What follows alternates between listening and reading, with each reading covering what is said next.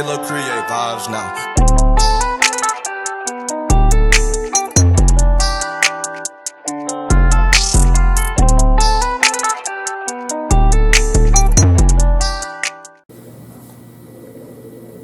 Welcome to another episode of the Get a Love Like Mine podcast. We are your hosts. I'm Keisha Amos. This is my beautiful husband, Sam Amos. We hope you've been enjoying the episodes that we've been putting out, the content. If you're not following us on social media, we're on Get a Love Like Mine podcast on Instagram and Facebook. And on Twitter, we are Get Love Like Mine. And so let's go ahead and get into these topics. Today we want to start off with a very touchy subject, very helpful also. Today we'll be discussing physical violence and verbal abuse. We want to start by saying these things are so detrimental. They can really tear down a couple, whether you're married or just dating. And there's just no place in them in a relationship. So that's one of the reasons, a big reason why we want to kind of bring some light to the subject. For starters, when dating in a group setting, say you're at a gathering, a family gathering or a party or a Super Bowl party or something, we see a lot of times where your mate will talk down on you in front of other people. And it can be very hurtful. Of course, you don't want to get into a physical or verbal confrontation with your mate in front of this group of people that you're with, this party of people. But what do? Well, you would hope that we would find a way to discuss this outside of being at that gathering for starters. But we see a lot of times people make a habit of this, like it's almost like it's playful in a way. Mm-hmm. They play. Oh, look how tight your pants are. You know, just making fun of them, or you know, don't let him put his hands on it, or she can't cook, or you know, whatever you talk about in front of other people. To me, it's kind of disrespectful to put your mate down in front of other people. I don't even like arguing in front of other people. I don't care if we're at a party, a wedding, wherever we are, and my husband does something to make me mad. I am going to keep that smile on my face while we're there, and then when we get in the car, that's when I'll tell him, you know, I didn't like when you did that. But flat out disrespecting him or causing a scene at somebody else's event, those to me kind of seem like red flags for something else going on, some kind of physical or at least verbal abuse. And then you don't know really if that person got over it, or let's say in a good scenario that you guys didn't get into a back and forth in front of the group of people, but that person is really hurt on the inside. Like, why would she say that? Here's a great example.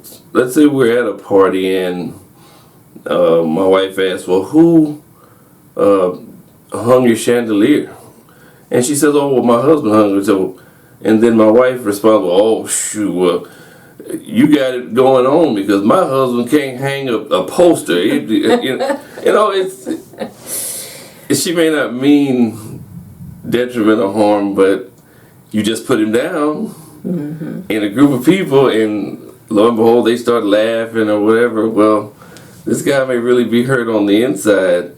So that's one of the things that you really need to try to avoid doing, because it can have lasting effects. And then you get to another gathering, and since the last time that happened, he's been taking notes secretly of the things that she messed up at home. Okay, she messed up the laundry or something, and he's just looking for an opportunity to slide that in there in front of a group of people.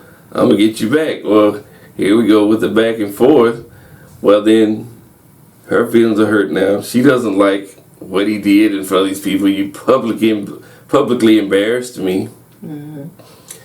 And what's the first thing going to come out of his mouth when she brings it to his attention in the car? Well, you didn't think it was that bad when you did it to me. And then here we go. So, said all that to say. And then what about this? What about you go back to that person's house and then her and her spouse are making fun of you? It's not just the joke that I made. Right. Now you brought other people in and everybody putting your spouse down. Then you wonder why he don't want to go nowhere with you. That's not a good look. Right. Okay. So let's talk about the signs or the red flags that there are that there's going to be this type of behavior. And I'm going to get personal this episode because I've had a very, very hard week at work. I've had a family member be injured by her spouse and a new client who was injured by her spouse. And so that's kind of why we wanted to have this topic. But what do you think are some of the signs? Because I've experienced it in prior relationships and my parents. So I've seen some things, but I don't think that's been your experience. So what do you think are red flags for physical abuse? A lot of times, they say you can't help who you fall in love with. And your heart gets caught up in this person. Well, you may have dated this person and not really gotten to know them. Maybe y'all were just having a great time at first. You're always going places.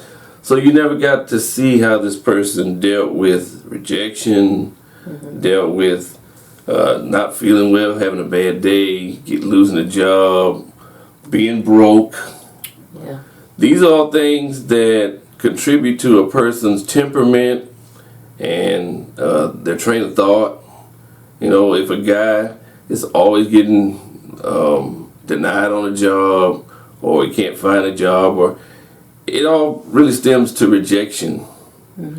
And so you've never really had a chance to see that side of that person until you reject him. You tell him, no, I don't want to go to your mom's retirement party or something.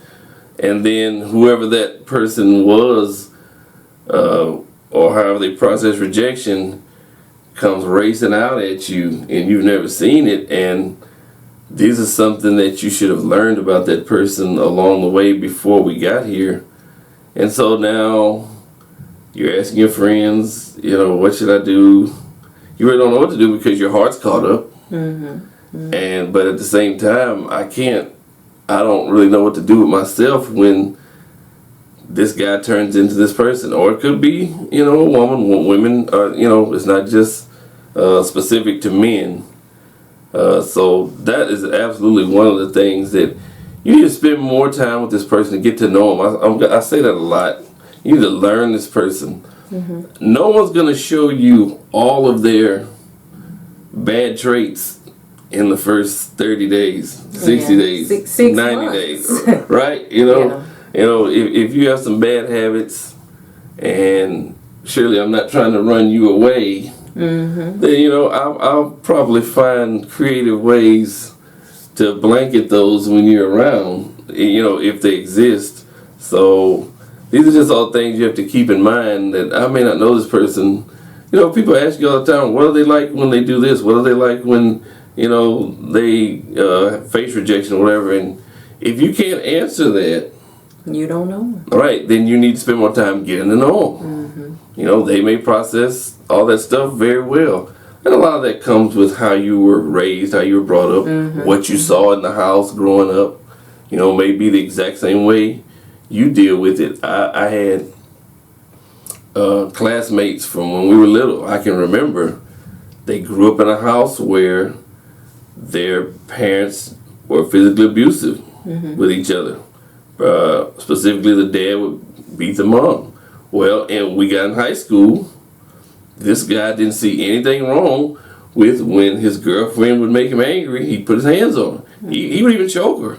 Wow. What does a high school kid look like choking a teenage girl that he's dating? But these are the images he saw growing up, and so he really didn't see anything wrong with it. His mom never left the dad while it was going on, so that was one of the pictures painted in his head that, I don't know if it's horrible, but it can't be all bad because mom never left. She might not have liked it, but then in his head he may be processing it as, well, maybe she did something to warrant that treatment. Maybe she did something that caused her to, maybe she need to act a little better.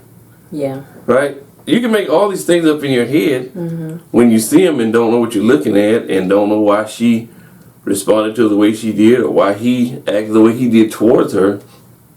It's a lot. I definitely think that how you were raised plays a part in it. Absolutely. It's either one way or the other. Either how you were raised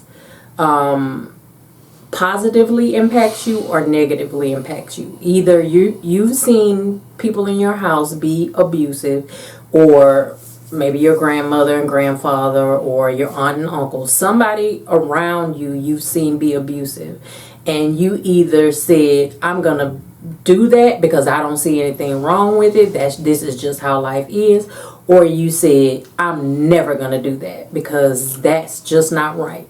I think when kids see that, they grow up and they form their own opinion about whether it's a good thing or a bad thing. With my mom and dad, my mom tells me this story. I don't think my dad ever told me that, but she told me that my dad had to protect my grandmother, and then as they got along in their marriage, my dad was physically abusive to my mom, and she couldn't understand it because she said, you protected your mom, so why don't you think I should be protected as the mom of your daughter? And I don't know what his reason is, but I do know that he learned from it because he and my mom got married young. They were like 24 and 25, and by the time he was 35, like, that wasn't who he was anymore. He was remorseful and changed his ways. But I believe that how you're raised is a sign of if you get to know your spouse or your boyfriend, as you said, you meet their parents and you're around there, you go to they have Thanksgiving at their house or Christmas at their house, and you're sitting around and the family is, everybody getting drunk and somebody's done put their hands on the auntie, all that is something you need to pay attention to. And after the party, you might want to ask your mate, hey, how'd you feel about that? Is this a normal behavior? Because if they're like, oh, it ain't nothing, then it's going to be something for you. But I think other little red flags are being super, super controlling, not allowing the person to, running everybody off. If they have their friends or close family members, and then this new mate comes in, and now all of a sudden you find yourself by yourself. You don't have any friends anymore. That's a really big red flag. They make you up and move somewhere where you don't know anybody. That's controlling. That's going to end up being a red flag. I would say verbal abuse is a big red flag.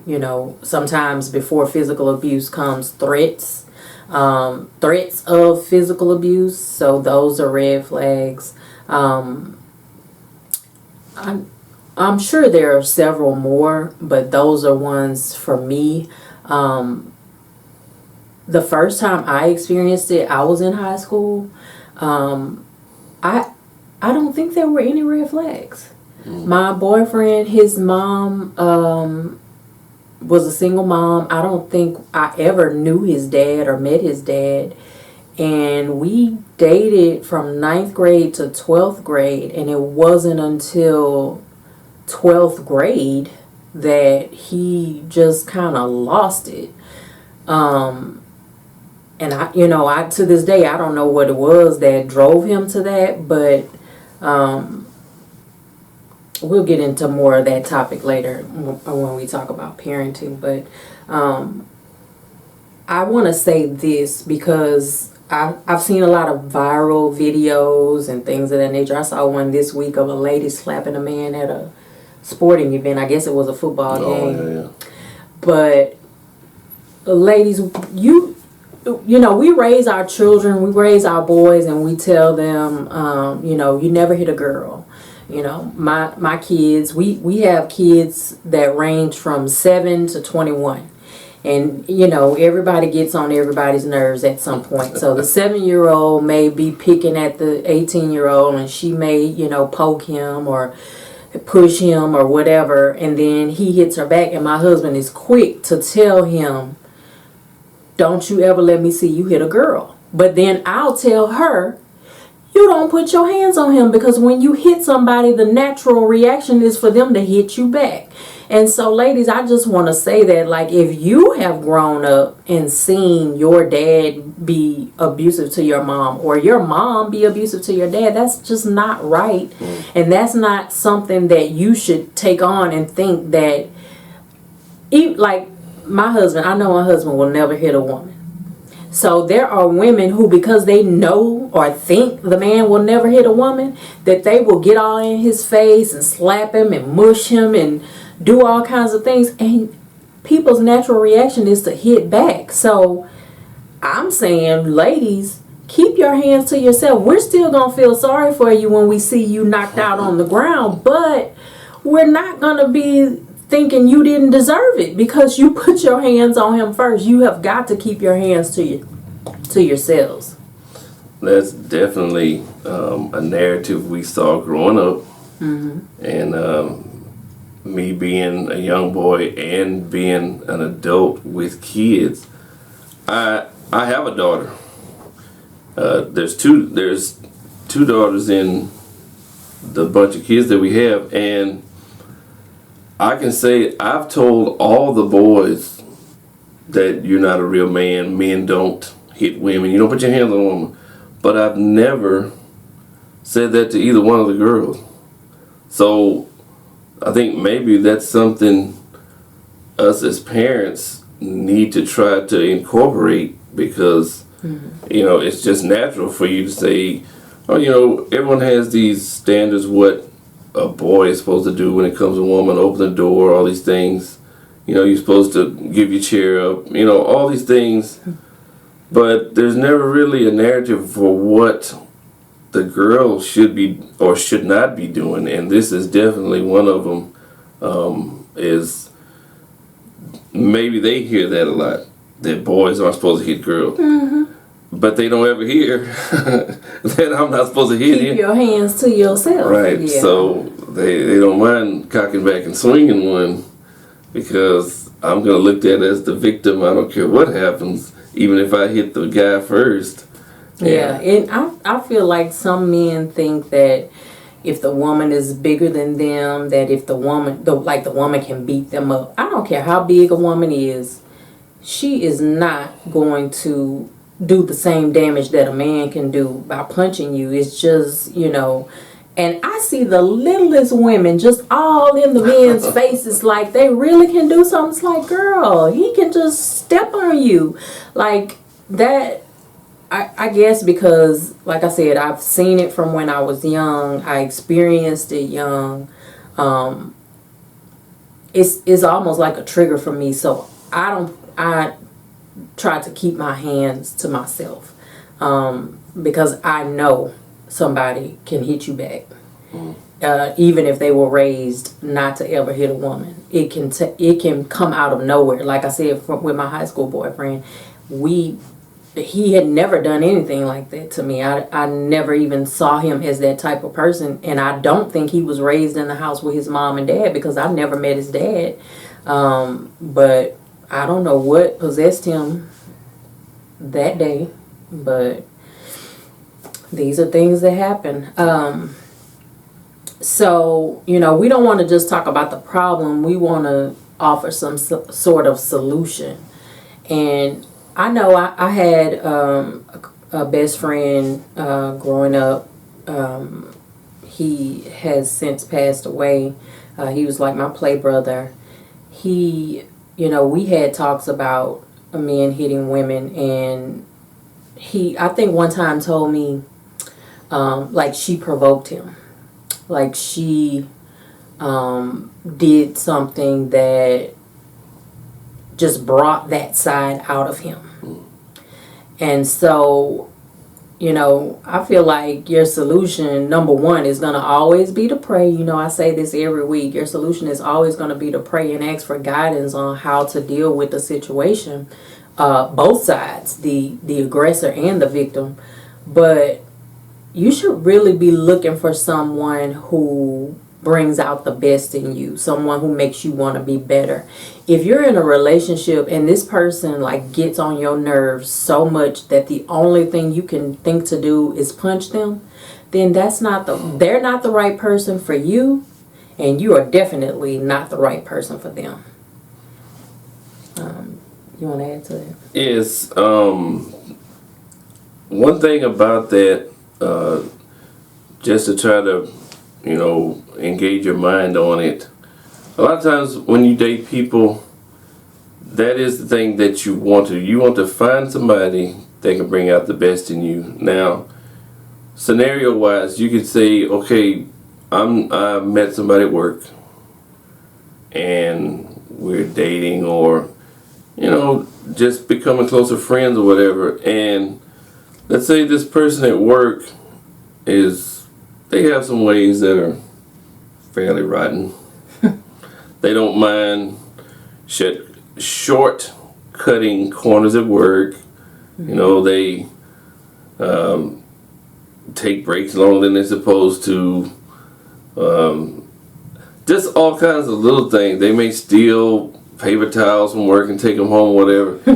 And then, they act like it's fun or it's funny, or, the job is stupid, they'll never catch me, and, I don't ever go to the grocery store and buy paper towels. I get them all free. I got a whole stack of them in the closet. Well, before too long, that person may be inviting you to, hey, you might as well take a couple of these home with you. Well, already this person is starting to change you into someone that's not going to bring out the best in you. Mm-hmm. Now, he's stealing, or she's stealing, it could be a female, and they've justified it around you, kind of made a joke out of it or whatever, and they've found a way to make you be comfortable with it. So all of a sudden you don't see a problem with it, but this is that person's makeup. This is who they are on the inside. They treat all of life like this. It's not just at work. Everything is a way to beat the system. I'm going to shortcut. I'm going to lie on this application. I'm going to apply for this house, and I'm going to use fake check stubs and bank statements and say I make this much when I make what I really make is down here. But okay, this person may not. This is one of those people that has the potential to bring out the worst in you. Mm-hmm. They talk back to act a fool at work with the supervisor, and then when you see what the result is, you feel like, oh well, if they didn't fire him or discipline him, I can act the same way. Mm-hmm. So there you go, following someone's leading you down the wrong path. You have a bad leader, and this is one of those things that you'll look back and be like, oh, I never saw it coming, or the signs were there. Yeah, the signs were there, mm-hmm. but they just found a way to make you go along with them to seem like the signs weren't there. But you just need to pay attention to this type of stuff when you're looking for someone to date. How do they think morally? Mm-hmm. Because nobody's perfect, right. Okay, but I guess in some ways, some folks are worse than others. We talked about hitting people. Now, if I'm in a relationship with this lovely lady here. And for starters, I'm one of those people, I just can't stand to see anybody else with her, whether I want her or not. We see that a lot. I see that a lot. I know I can't stay with her because she don't want to be with me, but I don't want to see anybody else with it. But what I was getting to was, if she can make me so angry that even the thought comes into my head, I'll put I had a friend of mine once, he got into it with his wife, I guess you would call it, over money. But they were on the phone. She was at home, he was at work. So he had got so heated. Now he's on the work phone, he's not on a cell phone. Mm-hmm. So he's in the office and you could hear him down the hall. That's how loud he's yelling in the phone. So he hung up, he came out. His comment was, man, if I had been in her presence, I'd have put my hands on her. I'd have choked her to death. If there's someone that can bring that side out in you, you may be with the wrong person. You don't need someone to bring, because anybody can choke anybody, you can hit anybody can hit anybody, anybody can shoot anybody if the circumstance or the situation is bad enough. So if this person brings that out in me where I can ride off in my car thinking what I can do to you, that's how angry I was, then no. You're probably with the wrong person. I like that. I like what you're saying, but I'm thinking a little bit further because I don't want it to be misconstrued, or that people think that we're saying it's the woman's fault or the victim's fault, because that's not what we're saying. Because I've heard that type of argument when it came to like sexual assault. Like the woman may have had on something revealing or something short, and we talked about this before about the image that you portray, dress how you want to be addressed. But just because I wore this doesn't mean that you get to rape me. So just because I brought that out of you doesn't mean you get to act out on it. So I just want to add that part to it. Yes, if this lady or man makes you so angry that you want to physically hurt them, they may not be the right person for you. But you need to check yourself, because it's something on the inside of you that you should not be reacting like that. I was thinking about this when you were talking earlier about kind of like the representative being there, like the person doesn't show you their bad traits in the first couple of months. So if you can control yourself during that time, I know you really know how to control yourself. So don't think just now because we've been together 5 years that you can go upside my head because I know you now. Like that same self-control that you had in the beginning, you should keep that. And you need to, seek therapy or seek what it is that's making it so that you can't control that anymore. Because, we're all human. We're all sinners. We all have sinful natures. So I'm not saying you cannot have that type of thought, because people have violent thoughts. People murder people. People do all kinds of things, but you need to figure out what it is on the inside of you that's causing you to not be able to control your urge to be violent. Because, I don't think that there's anything anybody can do to cause you to put your hands on them. Now you may be mad, you may want to curse them out, you may want to, turn and walk away, you may want to do all kinds of things, but for me, hitting somebody is not a natural thing to do. I don't even like spanking my kids. I'll do it, but I don't like doing it. That's why I get so mad at them when they're being bad. Like, now you gonna make me whoop you. I don't want to have to do it, but now I have to. Hitting somebody is just not in my nature. So I just didn't want it to be a misconception that we're saying that it was her fault, because it's not. Okay, so let's move on a little further. In keeping with topics on the kids, let me ask you this. let's say you have a daughter and she's old enough to be dating. And periodically she comes home with bruises on her arm or shoulder. You know, she may have had a scratch here and there, or God forbid she come home with discoloration around her eye. Clearly there's some scuffling or physical abuse going on here. What do you do as a parent when you realize your kid is in an abusive relationship? First, you have to have that open line of communication with your children. Because they will naturally try to hide it from you. Of course. That's their nature, to be sneaky. That's what kids do. As I found out, because they know you'll try to talk them out of doing the things that they're trying to do. But you would want to. One thing that I personally have done, because my mom didn't really do it with me. My mom was not open with her experiences.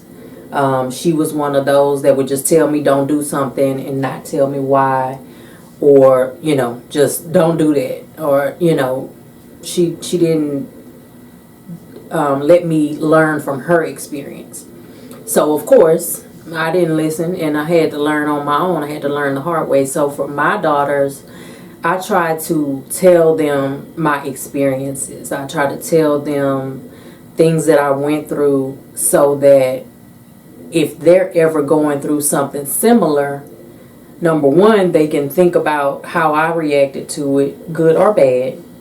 But number two, they'll feel comfortable enough to come to me and talk to me, because I was comfortable enough to be vulnerable with them and tell them something that happened to me. So I spoke earlier about my high school boyfriend who put his hands on me in the 12th grade. I don't remember what we were arguing about. I just remember we were going on a date and he drove me out to this secluded area.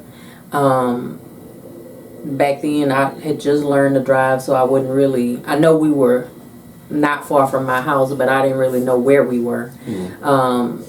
And he just started hitting me in the car, and he broke my glasses. He did all kinds of things, and then had to bring me home because this was pre-cell phone, so it wasn't like you could call somebody from your phone, and we were in a place in an open field, so it's not like there was a payphone, there was nothing. So I literally had to sit in the car with him for him to take me home. And when I got home, my mom was like, where are your glasses? And I was like, telling her what happened, thinking I was going to get sympathy.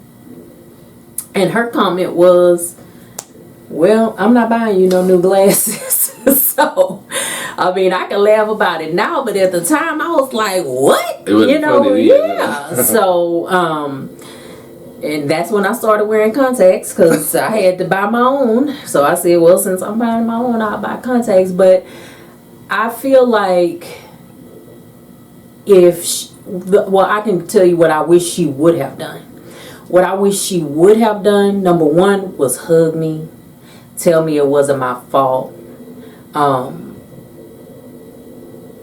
contact his mama and tell her what your son did, possibly contact the authorities, because I feel like if he had learned young enough not to do that, then he wouldn't have grown up to do it, which I really don't know how he grew up, because it didn't take long for me to be done with him.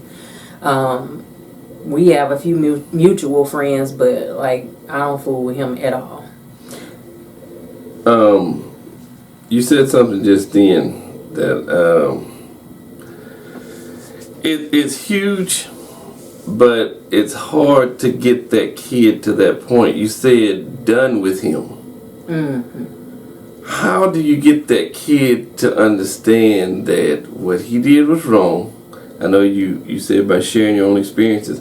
That's the first way that I'm sharing this with you, so that you understand this is wrong, in case you go through it. So the kid is going through it. It's wrong. Okay, nobody has a reason to just take you out in the field and just flip out on you. Okay, and then, so now, here's your daughter that said, but Mom, I'm still in love with him. I love him. How do you get that kid to done with him? I need you to be done with him if this is what he's going to do to you in private. Now, surely he wouldn't have done that sitting in this living room with me in the kitchen, right? Yeah. And like I said, we had been together since 9th grade. So I've seen a lot of people who go through experiences. My mom was one of them. She was with my dad for 7 years. You go through that with somebody, and then you have all those years together. It's hard to just walk away or start over. Sometimes, like when you're married, it's hard to start over when, like, perhaps he makes all the money, or he makes more money than you, and you know you don't want to leave your kids, so it's hard for you to leave because you don't have the resources. But I feel like in high school, that's the easiest time to be done with somebody, because all of his friends like you. I mean, like if you're in the 12th grade like I was, it's a plethora of guys who are waiting to take his place. It's easy to move on. You don't have any property together. You don't have any kids together. You don't, there's nothing tying you together. I think the older you get and the longer you with somebody, it becomes more complicated to leave. But if this is my teenage daughter, like, you just have to keep reiterating to them what he did. And when she's, first of all, you have to make it be known he can't come here no more. So I don't know how y'all gonna date, because he can't pick you up from here. I don't know what y'all gonna do. Eventually, I feel like she'll get the picture. At least we hope, huh? We hope so. At least that's what our prayer will be. Yeah. That you will see it for yourself. It's hard sometimes, even with older folks. Let's go a step further than high school and teenage dating. Even older folks go through those type of things, and they just feel like there's so much tied together here, especially if you have kids, if y'all have kids together. But your living situation, we living under the same roof. I feel like I can't go out there and make it on my own. I can't get my own place and afford all the bills and take care of the kids. It seems like a lot, and it's sad to say that other person that's bringing the havoc to your life will use that as collateral. Yeah, you're not going to go anywhere because you can't go anywhere. So you're just going to take what I give you. If I come in late, if I don't come in at all, I put my hands on you, I can call you out your name, which is huge. It's almost worse than people putting their hands on you, because you're not gonna, it's hard to get those things out of your head that you heard come out of that person's mouth that you love, because the bruises will go away, but those words will be replaying in your mind constantly. Right. Like, if my biggest thing with that is, if I understand folks use this a lot of times to get out of stuff. Oh, I said that out of anger. But if it came up, if it bubbled up in your head and then came out of your mouth, it's hard for me not to believe this is how you really think of me. And I can believe it if it came out your mouth one time. But if it's every time we argue, you calling me the same name or telling me the same put down or whatever, you mean that. You mean it. You're not just saying it out of anger. You releasing it out of anger. But you meant it. Right. Yeah. So, yeah, I would pray that our kids would feel open to come to us about certain things, because one thing about us as a couple, we try to parent a little different than how our parents did. Some things are just tried and true, and you just... Yeah, some things still work. Yeah, they still work. But as far as communication with my daughters and my sons, I'll go talk to my son when our oldest they're like 11 months apart. So when the oldest graduated from high school, I went up and had a talk with the both of them about girls and sex and drugs and alcohol, all kinds of things, because I want them to always feel comfortable coming to us as parents. God has blessed us with these children and trusted us to be shepherds and lead them. And so I want them to all be prepared for whatever life brings at them. So, with that being said, we have come to the Ask the Amoses. If you guys have a question that you want answered, we won't read your name, but we will answer and read it publicly on the podcast. You can send your questions to getalovelikamindepodcast@gmail.com. And I'll be sure to put the email address in the description if you're watching on YouTube. You can go ahead. Okay, so from our pool of questions comes a question from... You can't say who it's from. No, I'm not going to say who it's from. I'm going to kind of, give a little background of the age. This is a younger lady. Mm-hmm. She's old enough to date. So her question is very simple. She wants to know, how do you know when you found the right person? It's crazy. I was thinking about this today. A lot of people, I hear people saying relationships are hard and, blah, blah, blah. I don't think relationships are hard if you're being yourself and you're with someone who you mesh with, someone who you have that connection with. If you're trying to be in a relationship with somebody that you have zero in common, you have, you're totally opposites, there's no common ground, then your relationship probably is going to be hard, because under normal circumstances, you might not even like that person.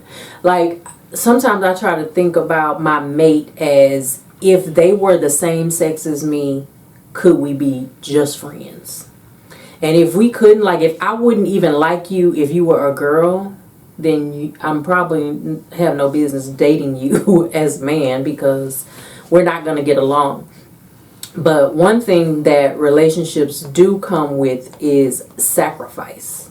Because like we said previously, when you're in a relationship, you have to always consider that other person. So I feel like you'll know that you have found the right person when you can sacrifice without feeling like you lost anything. If you still feel like you're winning when you're sacrificing, or gaining when you're sacrificing, or things are getting better, you're multiplying even though you're sacrificing, then you probably have found the right person. What do you think? I think one thing that I've learned is that it's always nice when the two of you can coexist. It's just like you said, that if we're the same sex, would we get along as friends? Mm-hmm.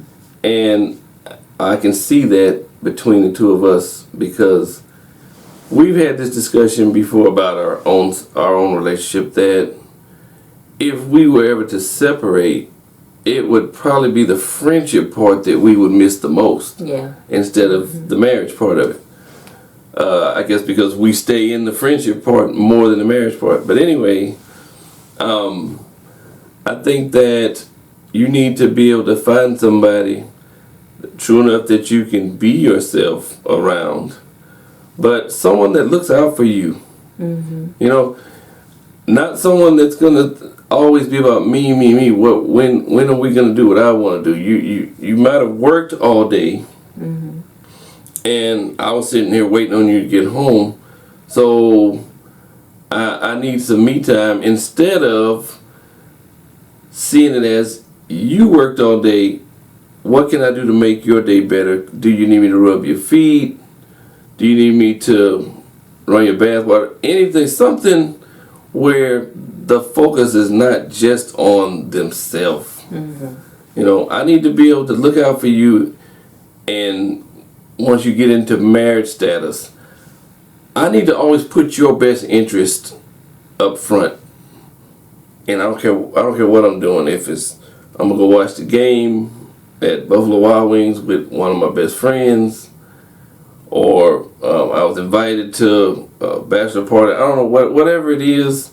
I know at one time I had a good friend at work. His wife said we're throwing him a surprise party, and so she invited me to the surprise party. You know, he didn't know anything about it, but it came on a day.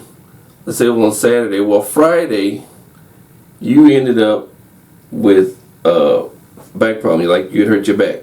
Mm-hmm. I can't go to that surprise party, even though I knew about it 2 weeks ago, and leave you here with a hurt back. That's one of those things. I have to put you first. What do I look like getting dressed? Well, you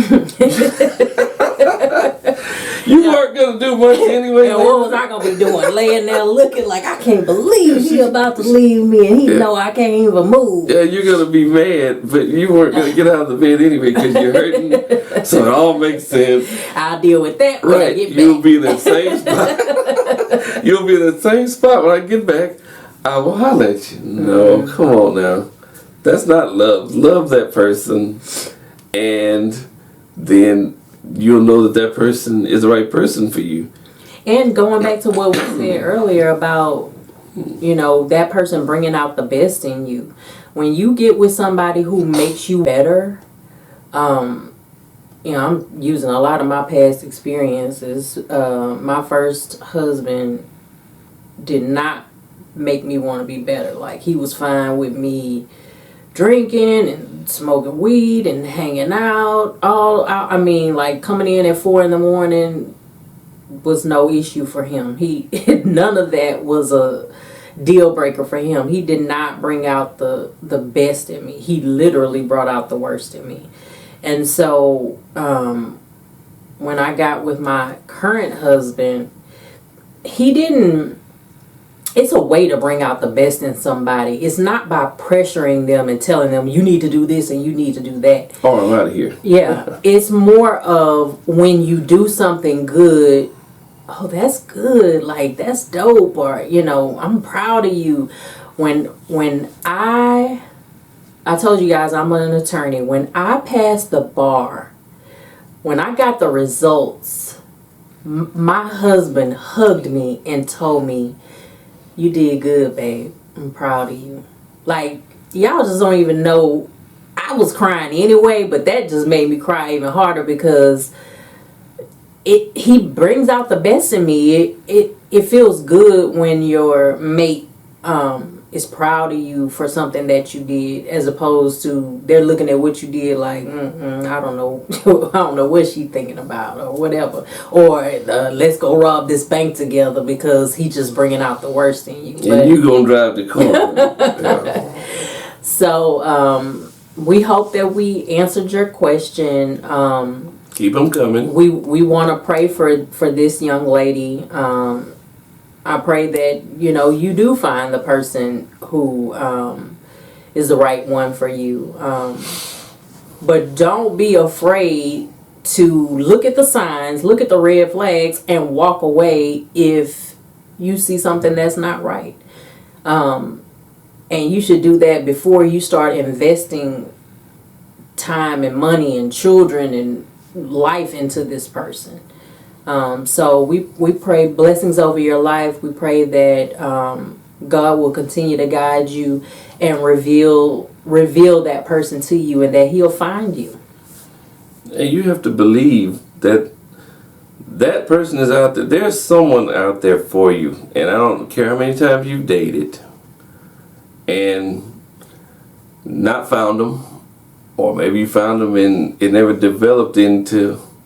But I mean, if it's on God's timing, that person will be available to you. You'll be able to find them. Mm-hmm. Just believe that they are out there. Some folks have been beaten up so much in dating that it starts to take a toll on your belief. Like, I'm never going to find anyone. And I hear women have this biological clock thing going.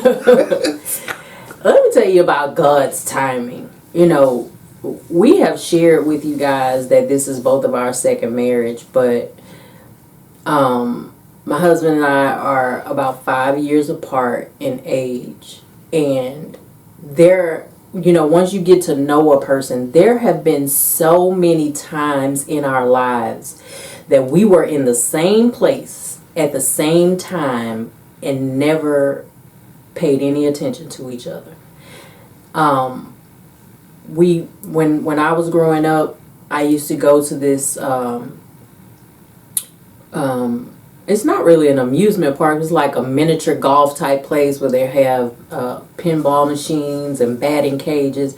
I used to hang out there every weekend with my dad. Guess who else used to be there? But we never paid attention to each other. Growing up, I lived in South Park. I don't know where you guys are listening from, but that's the Martin Luther King area in Houston, Texas. There was a little corner store that I used to walk to practically every day. But guess who was working for Budweiser, delivering to that store? I mean, there was a movie theater me and my dad used to go to all the time. He was there. We finally ended up working at the same place, and even though we were working at the same place, he was with one person and I was with my first husband. In 2001, I believe it was, we actually went to another coworker's wedding, and he sat at the table with his first wife, and I was at that same, it was just us four at that same table with my first husband, and I said to myself, what on earth does she see in him? We absolutely didn't like each other. Did not like each other until one day when God was tired of us missing each other. He finally took the blinders off and said, this is the person. I've been putting this person in your life, in your face for years, and you won't pay attention to them. Now you have no choice. And that's when we started being friends. Because like I said, we started out, couldn't stand each other. So we started being friends, and then of course that grew into something else. So we don't have a begin date. Yeah, we couldn't tell you when we started liking each other, but we do have a wedding anniversary, because thank God we went that route. Thank God he finally led us down the aisle. But anyway, if you guys have questions that you want answered, remember you can email them to getalovelikemindepodcast at gmail.com. Wherever you're listening to this, please subscribe so you can get notifications of every episode. We'll be posting every Sunday. Please subscribe to our YouTube channel, and again, follow us on Instagram and Facebook at Get a Love Like Mine Podcast. And you have anything else? Have a great day. Have a good day. Bye.